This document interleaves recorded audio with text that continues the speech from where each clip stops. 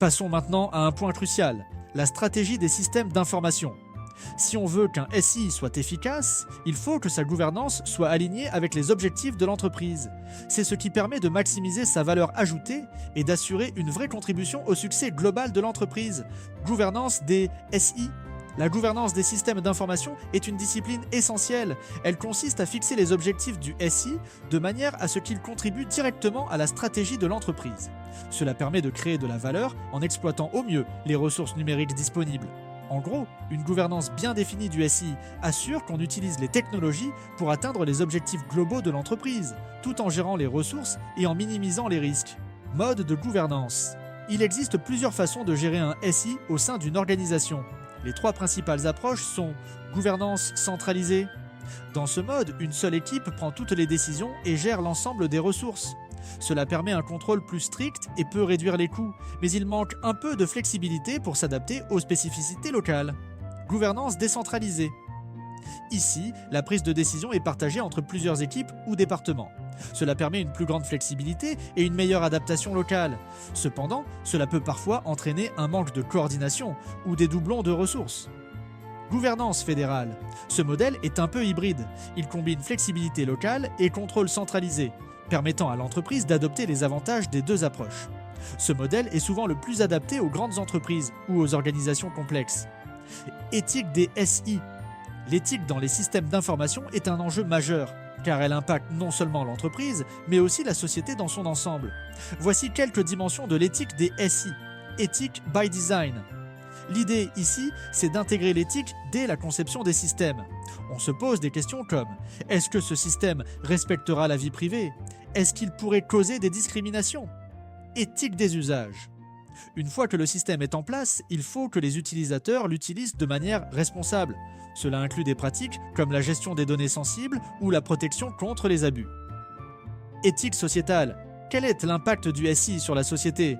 Par exemple, des systèmes peuvent avoir des conséquences sur l'emploi, ou encore sur l'accès à l'information. Éthique algorithmique et de l'IA. On parle ici de l'éthique de l'intelligence artificielle et des algorithmes. Ça inclut la sélection des données, la manière dont les algorithmes apprennent, et surtout, éviter les biais qui pourraient affecter certaines populations de manière injuste. Design de l'attention et dark patterns. Le design de l'attention concerne la manière dont les interfaces sont conçues pour capter notre attention, parfois de manière manipulatrice. Les dark patterns sont des stratégies qui induisent l'utilisateur en erreur pour qu'il prenne des décisions qui ne sont pas dans son intérêt. Empreinte énergétique. Il est aussi essentiel de prendre en compte l'impact énergétique des systèmes d'information. En optimisant l'infrastructure, on peut réduire l'empreinte carbone liée à la gestion des SI, domaines fondamentaux de la gouvernance. Pour structurer efficacement la gouvernance des SI, plusieurs domaines fondamentaux sont à considérer. Voici ceux qui sont définis par l'ISACA et COBITE, alignement stratégique. Il s'agit de garantir que le SI est aligné avec la stratégie globale de l'entreprise. Un modèle utilisé pour cela est celui de Henderson et Venkatraman. Le Business Relationship Manager, BRM, joue ici un rôle clé, en étant l'intermédiaire entre le business et le SI. Création de valeur. Il faut savoir exploiter les données pour en tirer de la valeur.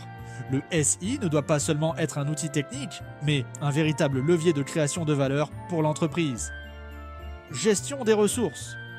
Cela concerne l'optimisation des ressources du SI, notamment via la gestion du portefeuille IT, afin d'assurer une utilisation optimale des investissements. Gestion des risques. Anticiper et gérer les risques liés au système d'information est essentiel. Des référentiels comme ISO, IEC 20000 et 70000 permettent de guider cette gestion et d'encadrer les risques cyber. Mesure de la performance. Enfin, il est important de mesurer la performance du SI à travers des outils comme le Balanced Scorecard ou des KPI, indicateurs clés de performance. Cela permet de suivre les résultats des initiatives et de prendre des décisions éclairées. Outils de la gouvernance et bonnes pratiques.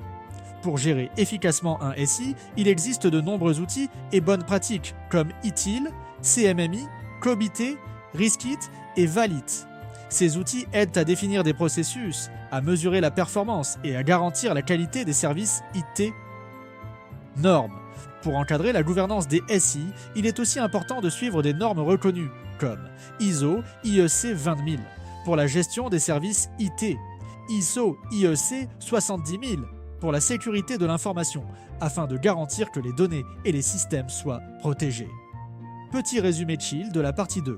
La stratégie du SI, c'est pas juste une question de technologie, c'est une question de gouvernance, d'éthique et de performance. Il faut s'assurer que le SI contribue à la création de valeur et est en ligne avec les objectifs de l'entreprise. Et pour ça, la gouvernance doit être adaptée, l'éthique doit être intégrée et les performances doivent être mesurées.